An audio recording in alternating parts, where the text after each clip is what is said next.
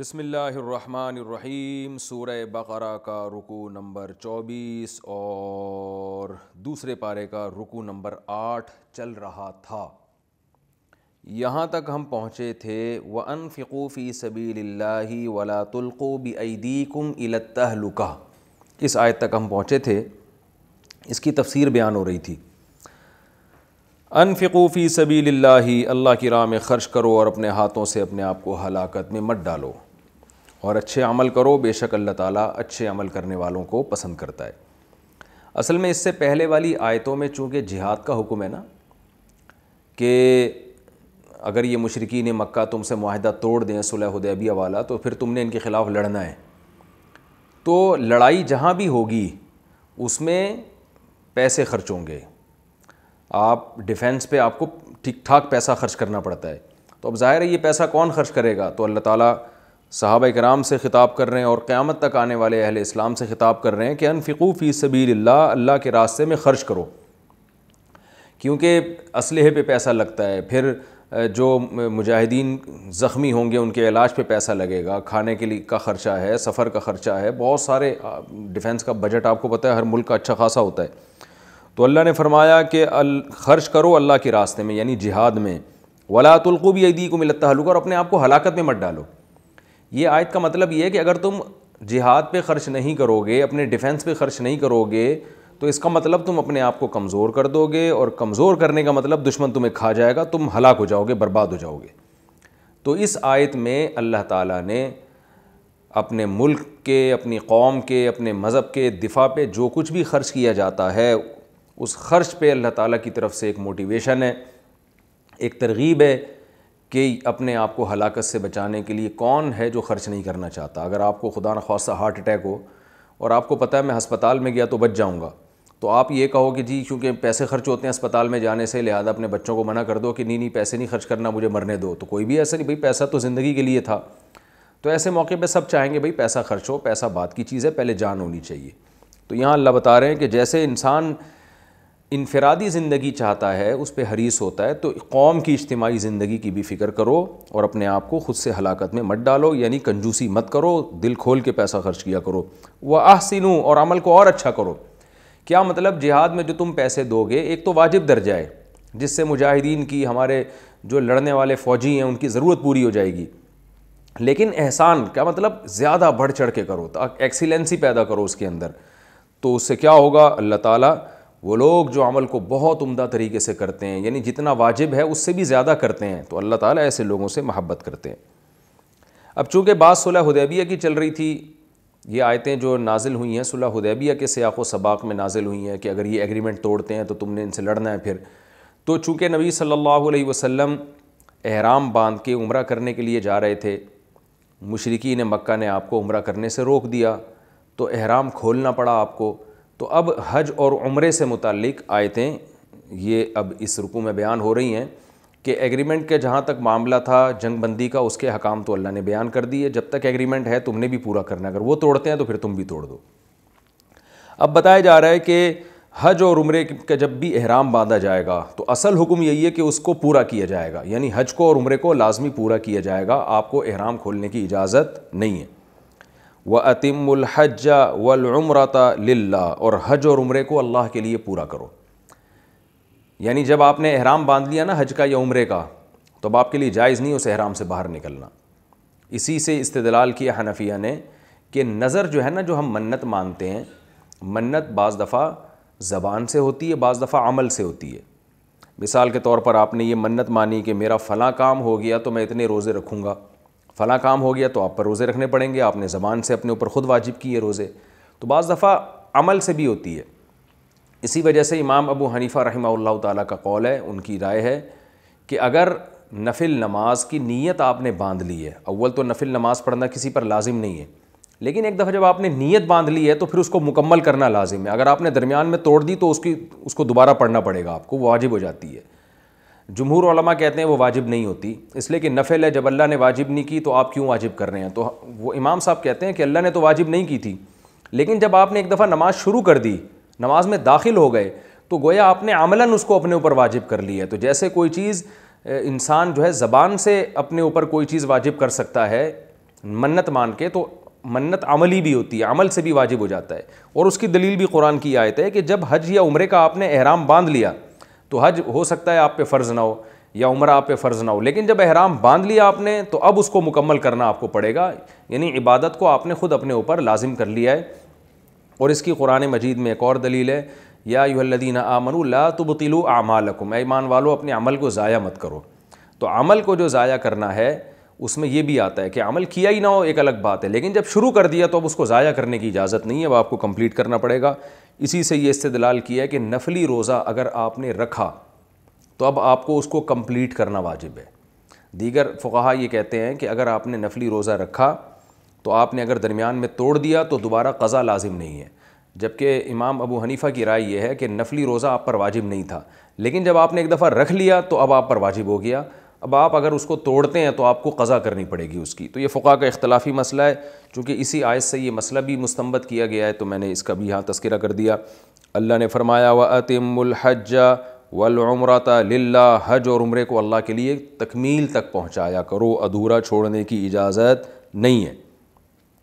فَإِنْ أُحْصِرْتُمْ، اگر تمہیں حج سے روک دیا جائے یا عمرے سے روک دیا جائے، میں نے اس کی مثال دی تھی پچھلے ایپیسوڈ میں، کورونا کی وجہ سے بہت سے حاجی احرام کی حالت میں تھے، بہت سے عمرہ کرنے والے سعودی حکومت نے سب کو واپس کر دیا، بعض دفعہ دشمن کی طرف سے حصار ہو جاتا ہے، جیسے صلح حدیبیہ میں صحابہ احرام کی حالت میں تھے، دشمن نے آگے آنے نہیں دیا، آپ کو مکہ میں داخل نہیں ہونے دیا، تو ایسی کنڈیشن میں اللہ نے فرمایا فَمَا اسْتَيْسَرَ مِنَ الْهَدْيِ، تو لازم ہے تم پر جانور قربانی کا جو آسان ہو، بسہولت تمہارے لیے ممکن ہو، یعنی قربانی کا جو جانور ہے نا مینا میں بھیج دیا جائے گا، جس کو ہدی کہا جاتا ہے، ہدی، وہ تم پر واجب ہے۔ تو مسئلہ یہ ہے کہ اگر آپ نے کسی بھی عذر سے عمرے کا احرام پہلے ہی کھول دیا عمرہ کرنے سے پہلے تو آپ پر دم واجب ہے، حج کرنے سے پہلے کھول دیا تو دم واجب ہے، اور وہ دم مینا کی سرزمین میں ہی، مینا کی حدود میں آپ کو دینا پڑے گا، یہ مسئلہ یہاں بیان کیا ہے، اور پھر اس کی قضا بھی آپ پر واجب ہے۔ کسی بھی وجہ سے آپ نے عمرے کا احرام عمرہ کرنے سے پہلے اگر کھول دیا تو مسئلہ سمجھیں، حج کا احرام ہو یا عمرے کا، تو حج اگر نفلی کر رہے تھے تو یعنی آپ نے پہلے فرض حج ادا نہیں کیا تھا، حج فرض نہیں تھا، پھر بھی آپ جا رہے تھے تو اب فرض ہو جائے گا آپ کے اوپر، آپ پر واجب ہوگا کہ آپ دوبارہ حج کریں، یا عمرہ آپ پر لازم نہیں تھا لیکن آپ نے احرام باندھ دیا تو اب عمرہ کرنا آپ کو پڑے گا، قضا کرنی پڑے گی، دم بھی دینا پڑے گا کیونکہ عمرہ کرنے سے پہلے احرام کھول دیا، اور پھر اس کی قضا بھی آپ کو کرنی پڑے گی، جیسے کہ نبی صلی اللہ علیہ وسلم نے صلح حدیبیہ میں احرام کھول دیا تو پھر اگلے سال آپ نے قضا کی اس کی۔ تو اللہ نے فرمایا وَلَا تَحْلِقُوا رُؤُوسَكُمْ حَتَّى يَبْلُغَ الْهَدْيُ مَحِلَّهُ، اور احرام جو آپ کھولیں گے تو احرام میں آپ کو پتہ ہے مرد کے لیے لازمی ہے کہ وہ سر منڈائے یا قصر کرے، قصر کہتے ہیں بال چھوٹے کرنا، اور حلق کہتے ہیں سر منڈانا، تو قصر میں یہ ضروری ہے کہ کم سے کم 1/4 بال یعنی سر کے 1/4 بال انگلی کے پورے کے برابر کاٹے جائیں، 1 انچ تقریباً، ہاں بال ہی ایک انگلی سے چھوٹے ہیں یعنی انگلی کے پورے سے بھی چھوٹے بال ہیں تو پھر تو ظاہر ہے بلیڈ ہی پھیرنی پڑے گی، تو یہ مرد کے لیے حکم ہے کہ کم سے کم، لیکن ویسے اصولی مسئلہ یہ ہے کہ بال جب چھوٹے کرائیں گے تو پورے سر کے کرائیں گے، کیونکہ ایسے کہیں کے بال چھوٹے کرانا کہیں کے بڑے کر دینا یہ ٹھیک نہیں ہے، لیکن احرام سے نکل جائے گا آدمی اگر 1/4 بال بھی یعنی 1/4 سر کے بال بھی وہ انگلی کے پورے کے برابر اگر کوئی شخص کاٹ لیتا ہے۔ اور خواتین کے لیے بھی یہی حکم ہے، خواتین کو حلق کرنے کی اجازت نہیں ہے، سر منڈانے کی اجازت نہیں ہے، ان کے لیے حکم یہ ہے کہ وہ بھی اپنے بال جو ہے نا کم از کم 1 پورے کے برابر کاٹ لیں، تو اس طرح سے احرام سے نکل جاتے ہیں۔ لیکن اللہ نے بتایا کہ سر منڈوانے کی اجازت نہیں ہے جب تک کہ وہ ہدی یعنی تمہارا جانور اپنی جگہ پہ مینا میں اپنی جگہ پہ نہ پہنچ جائے، تو اسی وجہ سے امام ابو حنیفہ رحمہ اللہ کی رائے یہ ہے، وہ فرماتے ہیں یہ کنایہ ہے کہ جانور پہلے ذبح ہوگا بعد میں حلق ہوگا، جانور ذبح کرنے سے پہلے آپ حلق نہیں کر سکتے، دیگر ائمہ کی رائے ہے کہ وہاں پہنچنا بھی کافی ہے، تو اختلافی مسئلہ، اس کے دلائل کیا ہیں اور اس کی ضرورت بھی بہت کم پیش آتی ہے، میں زیادہ اس کی تفصیل میں نہیں جاتا۔ آگے اللہ نے ارشاد فرمایا فَمَنْ كَانَ مِنْكُمْ مَرِيضًا أَوْ بِهِ أَذًى مِّن رَأْسِهِ، اگر تم میں سے کوئی مریض ہے یا اس کے سر میں کوئی تکلیف ہے جس کی وجہ سے وہ جانور سر پہلے منڈوانا چاہتا ہے، کیونکہ دیکھیں پہلے جو حج ہوا کرتا تھا نا آج میں اور پہلے میں بڑا فرق ہے، جب لوگ حج کے لیے جایا کرتے تھے کئی مہینے ہو جاتے تھے ان کو احرام کی حالت میں، اور ظاہر ہے اس میں خوشبو نہیں لگا سکتے، خوشبودار چیز سے نہا نہیں سکتے تھے، تو اس سے بعض دفعہ سر میں جو ہے نا تکلیف شروع ہو جاتی تھی لوگوں کے، جوئیں پڑ جایا کرتی تھیں بہت زیادہ. اور بس اللہ کو دیوانوں والی ادا حاجیوں کی پسند ہے. عمرہ میں اور حج میں حدیث میں آتا ہے، آپ صلی اللہ علیہ وسلم نے فرمایا کہ سب سے بہترین حج وہ ہے کہ جس میں انسان غبار آلود ہو. تو یہ ادا اللہ کو وہاں پسند ہے کہ میرے گھر میں دیوانے بن کے آ رہے ہو. تو اب اس میں بعض دفعہ ایسے ہوتا تھا کہ جوئیں پڑ جاتی تھیں، صحابہ کے ایسے واقعات ہیں، اور وہ پھر مجبور ہوتے تھے سر منڈوانے پر وقت سے پہلے. تو ایسی صورت میں اللہ نے فرمایا کہ اگر کسی کو کوئی بیماری ہے جس کی وجہ سے سر پہلے منڈوانا پڑتا ہے تو پھر پہلے منڈوا لے، وہ اس کو اجازت ہے، لیکن اس کو کفارہ کرنا پڑے گا، جس کو فدیہ سے تعبیر کیا ہے. کفارہ کیا دے گا؟ فدیۃ من صیام، روزے رکھے، او صدقۃ، یا صدقہ دے. روزہ جو ہے وہ 3 روزے رکھنے پڑیں گے. صدقہ کیا ہے؟ صدقہ فطر کے برابر کھانا کھلانا، صدقہ فطر کے برابر رقم دینی پڑے گی، او نسک یا قربانی. تو جس نے پہلے سر منڈوا لیا تو اللہ فرماتے ہیں ففدیۃ من صیام، تو وہ فدیہ دے گا یا تو روزوں سے یا صدقے سے یا قربانی سے. تو روزوں کی تفصیل یہ ہے کہ 3 روزے رکھنے پڑیں گے اس کو، اور صدقے کی تفصیل یہ ہے کہ 6 مسکینوں کو صدقہ فطر کے برابر رقم دینی پڑے گی. یعنی ہر مسکین کو صدقہ فطر کے برابر رقم دے، اور اس طرح سے 6 مسکینوں کو دے دے. ہر کے پاس صدقہ فطر جو 2.25 کلو گندم، جس کی تفصیل میں پہلے بتا چکا ہوں. او نسک یا قربانی دے دے. وہ تینوں میں آپشن ہے. قربانی کا مطلب ایک بکرا یا ایک بکری یا ایک دمبا یا گائے کا ایک حصہ یا اونٹ کا ایک حصہ کر دے وہ. تو یہ ان لوگوں کے لیے حکم ہے جو وقت سے پہلے سر منڈوا لیتے ہیں کسی عذر سے. فَإِذَا أَمِنْتُمْ، اللہ نے فرمایا جب تم امن کی حالت میں آ جاؤ، یعنی حصار ختم ہو جائے، تمہیں اجازت مل جائے عمرہ کرنے کی، یا پہلے سے ہی کوئی امن کی حالت میں ہو، تو پھر اصول یہ ہے کہ من تمتع بالعمرۃ الی الحج، جو تمتع کرے گا عمرے کے ساتھ حج کا، یعنی عمرے کے ساتھ حج کو ملائے گا. جیسے حاجی لوگ اکثر جاتے ہیں تو پہلے عمرہ کر لیتے ہیں پھر حج کر لیتے ہیں. یہ تو ایک احرام میں حج ہو جاتا ہے. میں اس کی پوری تفصیل بتاتا ہوں پھر سمجھ میں آئے گا انشاءاللہ. حج کی جو ہے نا 3 قسمیں ہیں. ایک کو حج افراد کہا جاتا ہے، ایک کو حج تمتع کہا جاتا ہے، ایک کو حج قران کہا جاتا ہے. حج افراد کا مطلب یہ ہوتا ہے، افراد مفرد سے نکلا ہے، صرف حج. آپ گئے، احرام باندھا، اور احرام میں آپ نے تلبیہ پڑھا کہ اللہ میں لبیک کہتا ہوں اور حج کا احرام باندھتا ہوں میں. لبیک آپ نے کہہ کے جو 2 رکعت نفل پڑھی جاتی ہے تو آپ احرام میں آ گئے، اب آپ حج ہی کر سکتے ہیں، ٹھیک ہے نا. اس احرام سے حج سے باہر نکلیں گے تو بس آپ کا حج ادا ہو جائے گا. اس صورت میں آپ پر قربانی کرنا لازم نہیں ہے. حج کی دوسری قسم میں حج تمتع. حج تمتع یہ ہوتا ہے کہ آپ نے سفر میں، ایک ہی سفر میں جب آپ حج کے لیے گئے تھے تو اس میں آپ نے عمرہ بھی کر لیا اور پھر حج بھی کر لیا آپ نے، اور عمرے کا احرام الگ تھا اور حج کا احرام الگ تھا. اس کو کہتے ہیں حج تمتع. تمتع کا معنی فائدہ اٹھایا، یعنی آپ نے ایک سفر میں فائدہ اٹھایا ہے. وہ کیا فائدہ اٹھایا؟ آپ گئے، پہلے آپ نے عمرہ کیا، پھر احرام سے باہر نکل آیا آپ، پھر آپ نے حج کیا نئے احرام کے ساتھ، تو یہ حج تمتع کہلاتا ہے. اور ایک ہوتا ہے حج قران. قران کا مطلب یہ ہوتا ہے کہ آپ نے جاتے ہی احرام باندھا اور احرام میں حج اور عمرے دونوں کی نیت سے باندھا آپ نے. قران میں کیا، تمتع میں کیا ہوتا ہے کہ آپ عمرے کی نیت سے احرام باندھتے ہیں، حج کی نیت کرتے ہی نہیں ہیں. جب عمرے کے احرام سے فارغ ہو جاتے ہیں پھر آپ دوبارہ احرام باندھتے ہیں حج کی نیت سے. اور قران میں، قران کہتے ہیں ملانے کو، یعنی ایک ہی احرام میں آپ نے دونوں کو مرج کر دیا، ملا دیا. تو آپ نے کیا کیا؟ آپ گئے اور آپ نے جب احرام باندھا اس میں آپ نے تلبیہ پڑھا، اور اس میں آپ نے یہ الفاظ کہے اللہ میں احرام باندھتا ہوں، میں تلبیہ پڑھتا ہوں، حج اور عمرے کا اکٹھا. تو پھر آپ پہلے عمرہ کریں گے، احرام سے باہر نہیں نکلیں گے آپ، اور پھر آپ نے حج کریں گے اور پھر دونوں کے احرام سے آپ باہر نکل آئیں گے. تو یہ سب سے مشکل حج ہے، حج قران، کیونکہ اس میں احرام کا دورانیہ بہت بڑھ جاتا ہے، پابندیاں، کیونکہ ظاہر ہے احرام جتنا لمبا ہوگا اس کا دورانیہ ڈیوریشن جتنی زیادہ ہوگی تو اس میں آپ کو پابندیوں، احرام کی پابندیوں پہ عمل کرنا اتنا مشکل ہوگا. اس لیے بہت سے علماء کی رائے کہ سب سے افضل حج جو ہے حج قران ہے. تو جو حج افراد ہے اس میں آپ پر قربانی لازم نہیں ہے. حج تمتع اور قران اس میں آپ پر قربانی لازم ہے، اور اس قربانی کو دم شکر کہا جاتا ہے. شکر کا مطلب ایک ہی سفر میں اللہ نے آپ کو حج اور عمرے کی توفیق دے دی، ورنہ عمرہ کرنے کے لیے آپ کو دوبارہ آنا پڑتا. اس اصل تو یہی ہے نا کہ عمرہ کرنے کے لیے آپ دوبارہ آئیں، یہ تو حج کا سفر ہے، لیکن اللہ نے آپ کو اجازت دے دی. تو اس شکر کے طور پر آپ کیا کرتے ہیں؟ حج میں جانور کا خون بہاتے ہیں شکرانے کے طور پر.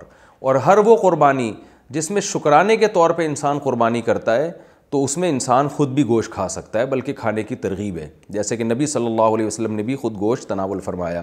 تو جبکہ جو دم دوسرا واجب ہوتا ہے نا کسی سزا کے طور پہ، اس دم میں آپ اس جانور کا گوشت خود نہیں کھا سکتے، وہ پورا صدقہ کرنا پڑتا ہے آپ کو۔ تو جب آپ حج اور عمرے میں ملا کے عمرہ اور حج کرتے ہیں تو اس کے نتیجے میں جو آپ قربانی کرتے ہیں تو وہ قربانی کا گوشت آپ خود بھی کھا سکتے ہیں، دوسروں کو بھی کھلائیں، اور اس کے علاوہ جو حج میں جتنی بھی قربانیاں ہوتی ہیں اس میں آپ گوشت خود نہیں کھا سکتے، وہ بطور دم کی ہوتی ہیں، بطور کفارہ کی ہوتی ہیں وہ۔ تو فمن تمتع بالعمرۃ الی الحج، اچھا یہاں جو قرآن کے الفاظ ہیں کہ جو عمرے کے ساتھ حج کو ملا کے تمتع کرے گا، تو اس سے مراد حج تمتع نہیں ہے، یعنی جو حج تمتع تو ایک ٹرم ہے نا، ٹرم کیا ہے کہ آپ نے عمرہ کیا پھر احرام کھول کے حج کیا، تو یہاں وہ ٹرم مراد نہیں ہے، بلکہ یہاں قران اور حج تمتع دونوں اس میں شامل ہیں۔ یعنی اس میں بتایا جا رہا ہے جس نے فائدہ اٹھایا، تمتع کا لغوی معنی کیا جائے گا کہ جس نے فائدہ اٹھایا عمرے کے ساتھ حج کا، یعنی عمرہ اور حج ساتھ ساتھ کیے، خواہ تمتع کے طور پہ کیے ہوں یا حج قران کے طور پہ کیے ہوں، جس نے بھی یہ فائدہ اٹھا لیا، فَمَسْتَيْسَرَ مِنَ الْهَدْيِ، تو اس پر لازم ہے کہ ہدی میں جو اس کے لیے آسان ہو وہ قربان کرے، یعنی جو جانور آسانی سے کر سکتا ہے وہ قربان کر لے۔ فَمَن لَّمْ يَجِدْ، جو جانور قربان نہیں کر سکتا، پاتا ہی نہیں ہے، فَصِيَامُ ثَلَاثَةِ أَيَّامٍ فِي الْحَجِّ، تو اس پر لازم ہے کہ حج کے دنوں میں 3 روزے رکھے۔ حج کے دنوں کا مطلب کیا ہے کہ 10 ذی الحجہ سے پہلے 3 روزے وہ کمپلیٹ کر لے، اور وَسَبْعَةٍ إِذَا رَجَعْتُمْ، اور 7 روزے اس وقت جب تم لوٹ آؤ۔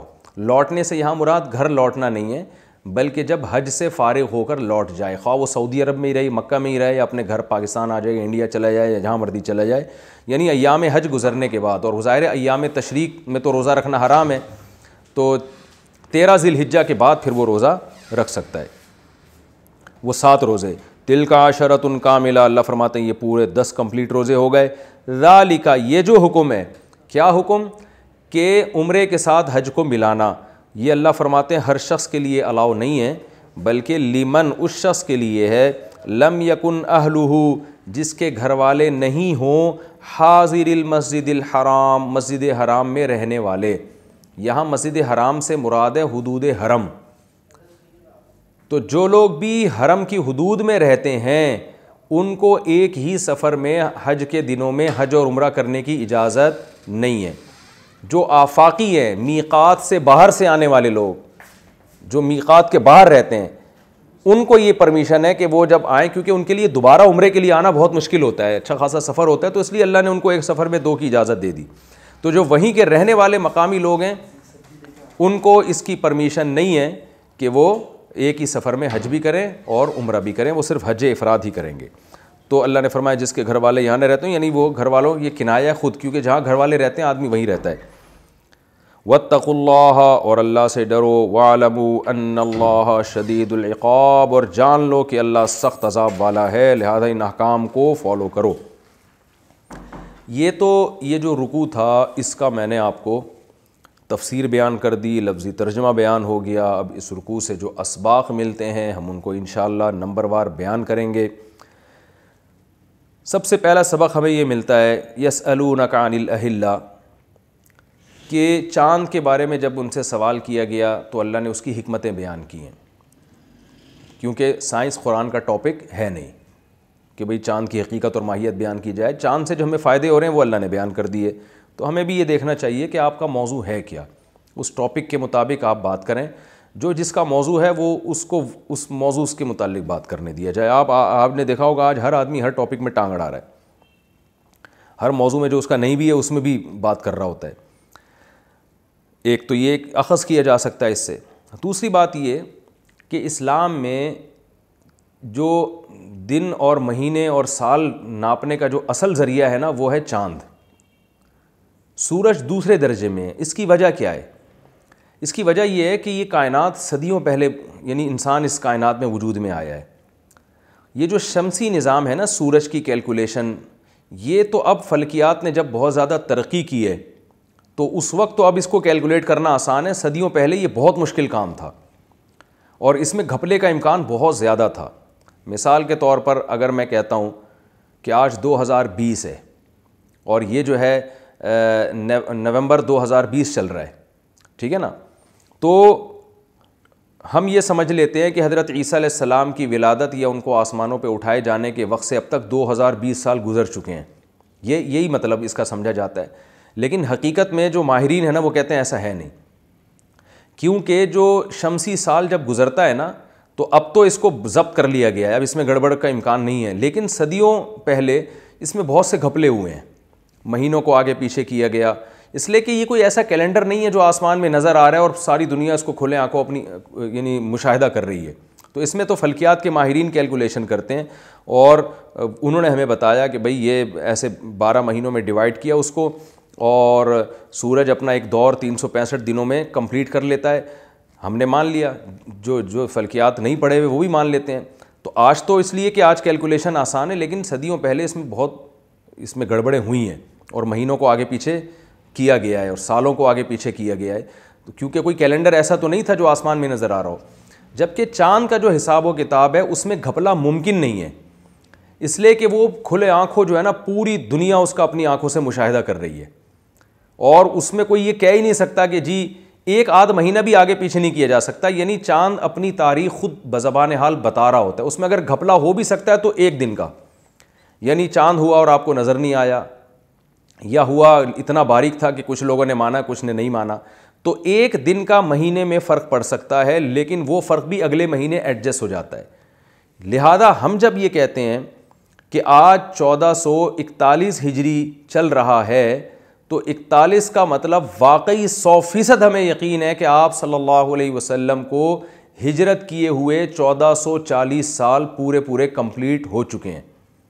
اور اگر میں کہتا ہوں کہ آج 1442 ہجری ہے تو اس کا مطلب ہمیں 100% یقین ہے کہ رسول اللہ صلی اللہ علیہ وسلم کو ہجرت کیے ہوئے 1441 سال پورے کمپلیٹ ہو چکے ہیں. اس لیے کہ اس میں درمیان میں گھپلے کا امکان ہے ہی نہیں، کیونکہ چند لوگوں کے ہاتھ میں یہ نظام نہیں ہے. یہ ایسا ہے کہ آسمان پہ چاند جو ہے نا کھڑا ہوا نظر آ رہا ہے اور اس کے سب دیکھ رہے ہیں کہ 12 دفعہ وہ گھٹ کے بڑھ چکا ہے تو 12 مہینے یقیناً کمپلیٹ ہو چکے ہیں. جبکہ سورج میں آپ نہیں کہہ سکتے کہ یعنی سورج کو دیکھ کے آپ اندازہ نہیں لگا سکتے کہ یہ جنوری ہے، فروری ہے، مارچ ہے، اپریل ہے. ماہر فلکیات تو اندازہ لگا سکتے ہیں، ہر آدمی اندازہ نہیں لگا سکتا. جبکہ چاند کی منزلیں ایسی ہیں کہ وہ گھٹتا ہے بڑھتا ہے، گھٹتا ہے بڑھتا ہے، گھٹتا ہے بڑھتا ہے. تو کوئی بھی گاؤں کا دیہاتی اور کوئی بھی دیکھ کے کہہ سکتا ہے بھائی 12 دفعہ یہ گھٹ کے بڑھ چکا ہے، اس کا مطلب 12 مہینے کمپلیٹ ہو چکے ہیں. تو اس میں گھپلے کا امکان ہے نہیں، کیونکہ گھپلا جب ہی ہوگا جب ساری دنیا کے سارے لوگ مل کے ایک مہینے کو دائیں بائیں کر دیں، یہ ممکن نہیں ہے. تو اس میں یہ خوب ذہن میں رکھیں، کیونکہ اسلام دین فطرت ہے، وہ ایسا نظام نہیں دے سکتا تھا جو ایک عرب کے بدوؤں کی سمجھ میں نہ آئے، دیہاتی لوگوں کی سمجھ میں نہ آئے، صرف چند پڑھے لکھے لوگوں کے ہاتھ میں وہ نظام چلا جائے. تو اس لیے اسلام نے جو ہے نا مہینوں کا حساب اور سالوں کا حساب چاند پہ رکھا ہے تاکہ اس میں کسی قسم کے کوئی بھی گھپلے کا امکان نہ رہے. لہذا اب جب رمضان کا مہینہ آتا ہے تو ہمیں 100% ہم قسم اٹھا کے کہہ سکتے ہیں کہ واقعی رمضان کا مہینہ داخل ہو چکا ہے. یہ اس میں گھپلا نہیں ہو سکتا، کیونکہ نبی صلی اللہ علیہ وسلم کے دور میں جب رمضان کا مہینہ آیا تھا تو اس کے بعد پھر شوال، ذیقہ، ذی الحج 3 مہینے گزر کے سال، محرم، صفر، ربیع الاول، تو یہ مہینے اس ترتیب سے ایسے سرکل ان کا گھوم رہا ہے اور اس میں گھپلا نہیں ہو سکتا، کیونکہ وہ چاند گھٹتا ہے بڑھتا ہے، گھٹتا ہے بڑھتا ہے.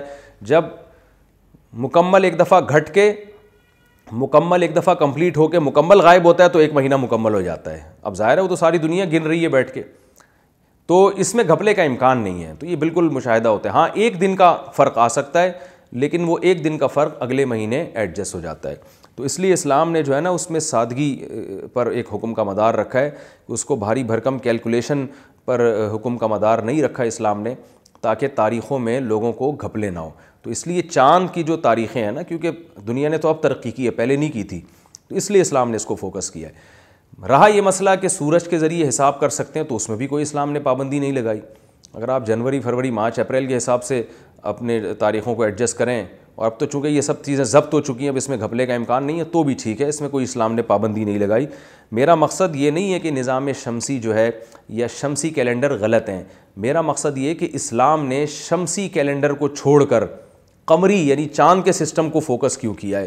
حالانکہ اس دور میں جو سورج کے ذریعے تاریخوں کا پہچاننا، یہ اس دور میں بھی موجود تھا، لیکن اسلام نے جو ترجیح دی ہے وہ چاند کے سسٹم کو ترجیح دی ہے، کیونکہ اس کے مہینوں میں گھپلا ہونا اس دور میں ممکن نہیں تھا. یہ ناممکن تھا، کوئی کر نہیں سکتا تھا، جبکہ سورج کے سسٹم میں گھپلا کرنا اس دور میں ممکن تھا. تو اس لیے اسلام نے اس کو چاند کے مہینوں کو فوکس کیا ہے. تو یہ ایک اہم چیز تھی. اگلی آیت میں ہمیں اللہ نے یہ بتایا ہے کہ مشرکین مکہ جو گھروں کی پشت سے آتے ہیں اور اس کو نیکی سمجھتے ہیں، تو اللہ نے فرمایا یہ کوئی نیکی نہیں ہے. وَأْتُوا الْبُيُوتَ مِنْ أَبْوَابِهَا، گھروں میں تمیز سے آیا کرو، دروازوں سے آیا کرو. اس آیت سے ہمیں یہ بھی پتہ چلتا ہے کہ جو چیز جس کام کے لیے وضع کی گئی ہے نا اس کو اسی میں استعمال کرنا چاہیے، یعنی ہر کام سلیقے سے کرنا چاہیے. تو آج سلیقہ گھروں میں ختم ہو گیا ہے، جو ہے ایک چیز بنی کس چیز کے لیے، استعمال کسی اور کام میں ہو رہی ہے. آپ وہ میں تو لوگوں کو کہتا ہوں یہ بائکیں لوگوں نے چنچیوں میں لگائی ہوئی ہیں، تو شاید یہ بھی اس کی ایک مثال ہو. وہ بھائی وہ 2 بندوں کو بٹھانے کے لیے چلائیے، آپ نے پوری قوم بٹھا دی اس پہ. خیر یہ ان کا اپنا ہیڈیک ہے، لیکن بہرحال قرآن نے ایک چیز اصول بیان کیا ہے کہ جو کام جس کام کے لیے ہے نا اس کو اسی میں استعمال کرنا چاہیے. اور اس کا ہم آسان ترجمہ کر سکتے ہیں وَأْتُوا الْبُيُوتَ مِنْ أَبْوَابِهَا، گھروں میں دروازوں سے آؤ. کیا مطلب؟ ہر کام سلیقے سے کرو. یہ ایک ہمیں علمی نکتے کی بات اس میں پتہ چلتی ہے. جہاد کی ترغیب ہے اس میں کہ یہ اگر ایگریمنٹ توڑتے ہیں، تم سے لڑتے ہیں، تو تمہیں بھی ان سے لڑنا پڑے گا اور حد سے تجاوز نہیں کرنا. تو جب مار کٹائی میں حد سے تجاوز کرنے کی اجازت نہیں ہے تو عام نارمل حالات میں آپ کو حدود سے تجاوز کرنے کی کیسے اجازت ہو سکتی ہے؟ اچھا، یہ جو محترم مہینے اللہ نے ارشاد فرمایا، تو آج بھی یہ مہینے محترم ہیں. وہ 4 مہینے اسلام میں محترم ہیں جس میں لڑائی کو پسند نہیں کیا گیا. ان میں ایک محرم، ایک رجب، ایک ذی قعدہ اور ایک ذی الحجہ. تو اس میں یہ محترم تو ہیں اور اس میں لڑائی منع تھی، تو اسلام نے ان کے احترام کو تو باقی رکھا مگر اس میں لڑائی کو حلال قرار دیا ہے. اس کی وجہ یہ تھی کہ مشرکین مکہ جو تھے نا، یعنی لڑائی کو جو حرام والا حکم اسلام نے منسوخ کر دیا. اس میں یہ حکمت ہو سکتی ہے کہ بھائی مشرکین مکہ تو ان مہینوں کو محترم مانتے تھے اور ان مہینے میں لڑتے نہیں تھے، لیکن اسلام تو پوری دنیا کے لیے ہے نا. اب ساری دنیا تو ان مہینوں کا احترام نہیں کرتی. اگر اس مسلمانوں کو ان مہینوں میں لڑنے سے روک دیا جائے گا تو وہ تو پھر بہت بڑا، یعنی ایک اسلام جو پوری دنیا کے لیے آیا ہے اس کو کے لیے اپنے آپ کو باقی رکھنا مشکل ہو جاتا. تو اسلام نے ان مہینوں کے احترام کو تو باقی رکھا کہ ان میں گناہ نہیں کرنا چاہیے ہمیں، یا اس کا ویسی احترام کرنا چاہیے. لیکن جو احترام کی ایک جو وجہ تھی کہ اس میں لڑائی کو حرام قرار دے دیا جائے، وہ وجہ بالاتفاق منسوخ ہو چکی ہے. اب اس مہینے میں بھی لڑنا، جو جہاد کرنا، لڑائی سے میری مراد ہے، مسلمانوں کے لیے بالکل جائز ہے. اچھا، ان آیتوں میں ہمیں یہ بھی پتہ چلتا ہے کہ اسلام دین فطرت ہے. یہ جو لوگ کہتے ہیں کہ نہیں جی پتھر کا جواب بھی آپ اخلاق سے دیں، کوئی آپ سے الٹے طریقے سے بات کرے تو بھی آپ نرم لہجے میں پیش آئیں، کوئی کتنی ہی بدسلوکی کرے تو بھی آپ نے اخلاق کا دامن نہیں چھوڑنا، یہ باتیں صرف بیان کرنے کی حد تک تو بہت اچھی ہوتی ہیں لیکن گراؤنڈ ریئلٹی سے ان کا تعلق نہیں ہے اور پریکٹیکل لائف میں اس کو انسان فالو نہیں کر سکتا. دیکھیں قرآن نے کیا کہا، الشہر الحرام بالشہر الحرام.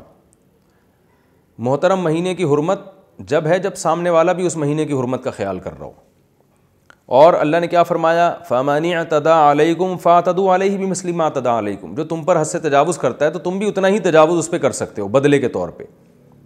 اسی مضمون کو قرآن میں دوسرے مقام پہ یوں بیان کیا، وَجَزَاءُ سَیِّئَةٍ سَیِّئَةٌ مِثْلُهَا. اللہ فرماتے ہیں برائی کا بدلہ اسی کے قدر برائی ہے. یعنی اگر کوئی تمہارے ساتھ برا کرتا ہے تو تم بدلے میں اتنا برا اس کے ساتھ کر سکتے ہو. اس نے ایک تھپڑ مارا، جتنی اسپیڈ سے مارا آپ اتنی ہی اسپیڈ سے اس کے ایک تھپڑ لگا سکتے ہیں. ایک مکہ مارا تو جتنی اسپیڈ سے مارا اتنی اسپیڈ سے آپ مکہ مار سکتے ہیں. آپ کا بندہ مار دیا تو آپ اس قاتل کو قصاصاً قتل کر سکتے ہیں. دانت توڑ دیا تو آپ اس کے دانت توڑ سکتے ہیں. یہ اسلام نے پرمیشن دی ہے. البتہ ترغیب اس کی دی ہے کہ معاف کرنا یہ زیادہ بہتر ہے، بشرطے کہ معاف کرنے سے معاشرے کی اصلاح ہوتی ہو. اگر معاف کرنے سے معاشرے کی اصلاح نہیں ہوتی پھر انتقام لینا بہتر ہے، کیونکہ بعض دفعہ انتقام میں اصلاح زیادہ ہوتی ہے. آپ کو پتہ ہوتا ہے اگر اس کو بدلہ ملے گا تو یہ آئندہ نہیں کرے گا، بدلہ نہیں ملا اس کو ویسے ہی چھوڑ دیا تو یہ دوبارہ کرے گا. اس کی دلیل کیا ہے؟ قرآن میں دوسرے مقام پہ سورہ زخرف میں آتا ہے، فمن عفا واصلح. اللہ نے فرمایا کہ ہمارے نیک بندے جو ہے نا انتقام لیتے ہیں برابر سرابر. لیکن اللہ نے فرمایا جو معاف کر دے اور اصلاح کر لے فإن ذلک من عزم الامور، تو یہ بڑے حوصلے کی بات ہے۔ تو یہاں معافی کے ساتھ اصلاح کا لفظ لگا ہوا ہے۔ اس سے پتہ چلتا ہے کہ کسی بھی مجرم کو معاف کرنا اس وقت بہتر ہے جب آپ کا یہ خیال ہو کہ میرے اچھے اخلاق سے یہ متاثر ہوگا، معاشرے پہ پازیٹیو مثبت اثر پڑے گا اور یہ اس برائی سے توبہ کر لے گا، تو معاف کرنا بہتر ہے۔ لیکن اگر آپ کا خیال یہ ہے کہ اس کم بخت کو اگر سزا نہیں ملی تو یہ بہتری کی طرف مائل ہونے کے بجائے اور بگڑے گا، یہ کہے گا یار یہاں تو 2 آنسو بہاؤ لوگ چھوڑ دیتے ہیں، تو یاد رکھیں ایسی صورت میں پھر انتقام لینا بہتر ہے۔ تو یہاں بھی اللہ نے فرمایا کہ اگر یہ تم پر حد سے تجاوز کرتے ہیں تم بھی تجاوز کرو جتنا یہ کرتے ہیں۔ تو چونکہ میں اس لیے اس کو بتا رہا ہوں کہ نبی صلی اللہ علیہ وسلم یقیناً رحمۃ للعالمین تھے، لیکن رحمۃ للعالمین کا ایسا مفہوم بعض خطیب بنا کے پیش کرتے ہیں کہ اس سے پھر نقصان شروع ہو جاتا ہے۔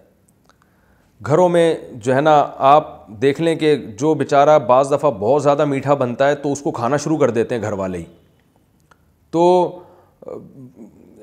ہماری جو گھریلو زندگیوں میں دیکھ لیں کیا ہو رہا ہے، شوہر اگر بہت ہی سیدھا بدو سا ہو عورت کھا جاتی ہے اس کو، میاں اگر بیوی اگر بہت ہی نیک شریف ہو، بہت اچھے اخلاق والی ہو، آدمی اس کے حقوق ادا کرنا چھوڑ دیتا ہے، وہ بالکل تمیز سے بات کرنا ہی چھوڑ دیتا ہے، وہ کہتا ہے یار ایسی بیوقوف عورت مجھے ملی ہے، اس کو تو وہ پورا ہی نچوڑ لیتا ہے اس بیچاری کو۔ تو یہی ساس بہو کے چل رہے ہیں، یہی دوستوں میں ہو رہا ہے، یہی دفتروں میں ہو رہا ہے۔ آپ اگر اپنے باس کے ساتھ خیر خواہی کر رہے ہیں، باس اچھے اخلاق، اس کی بدتمیزی کا جواب بھی آپ اخلاق سے دے رہے ہیں، تو بعض باس تو بڑے اچھے ہوتے ہیں، وہ کیا کرتے ہیں کہ جی آپ کی قدر کرتے ہیں اور آپ کے اچھے اخلاق سے متاثر ہوتے ہیں، ہو سکتا ہے آپ کی تنخواہ ڈبل کر دیں۔ لیکن بعض کہتے ہیں کہ یار یہ مجھے جو امپلائی ملا ہے بڑا بیوقوف ہے، اس کو دباتے چلے جاؤ، تو اس کو جو ہے نا ظلم کرتے چلے جاؤ۔ تو اس لیے آپ کو یہ دیکھنا ہے، حکمت اور بصیرت اسی کو کہتے ہیں کہ آپ نے یہ دیکھنا ہے کہ کہاں ہم نے کس کے ساتھ ہمارا رویہ کیسا ہونا چاہیے۔ علماء کو اکثر ایک مشکل پیش آتی ہے، لوگ ملاقاتوں کے لیے آتے ہیں علماء کے پاس، تو علماء ان سے اچھے اخلاق سے ملتے ہیں، لیکن ایک حد تک بار بار ہر آدمی اگر آپ کے دروازے پہ تھوڑی دیر میں مسلط ہو جائے آپ سے ملنا ہے تو ظاہر ہے آپ کو سختی کرنی پڑتی ہے، آپ کو گارڈ بٹھانے پڑتے ہیں، آپ پھر پابندیاں لگاؤ گے کہ بھئی آپ نہیں مل سکتے۔ تو ان چیزوں سے پھر لوگ کہتے ہیں یہ دیکھو یہ ممبر پہ تو بڑے اخلاق کی باتیں کرتے ہیں اور یہاں ان کے ایٹیٹیوڈ کیسا ہے۔ تو بھئی ایسی بات میں سمجھتا ہوں کرنی نہیں چاہیے جس پر انسان عمل نہ کر سکے، جو اعتدال والی بات ہے۔ دیکھیں قرآن میں اللہ نے اس امت کی بڑی صفت بیان کی ہے، وَكَذَلِكَ جَعَلْنَاكُمْ أُمَّةً وَسَطًا، ہم نے تمہیں ایک معتدل امت بنایا ہے۔ ہر لحاظ سے انسان میں بیلنس ہونا چاہیے، اس کی طبیعت میں، اس کے مزاج میں اور اس کے اعمال میں۔ تو ان آیتوں سے ہمیں یہی پتہ چلتا ہے کہ اللہ نے فرمایا تم بھی لڑو۔ اگر اسلام میں لڑائی نہ ہوتی تو یہ تو جو ہے نا اسلام دشمن قوتیں کھا کے ختم کر چکی ہوتی ہمیں۔ تو اللہ نے ہمیں حکم دیا کہ بھئی اپنے دفاع کو مضبوط کرو، ہر جگہ اخلاق نہیں چلیں گے، لڑنا بھی پڑے گا۔ اور اس میں ہمیں یہ بھی پتہ چلتا ہے کہ اپنے دفاع کو مضبوط کرنے کے لیے خرچ کرنا پڑے گا۔ وَأَنفِقُوا فِي سَبِيلِ اللَّهِ، اللہ کے راستے میں خرچ کرو اور اپنے آپ کو ہلاکت میں مت ڈالو۔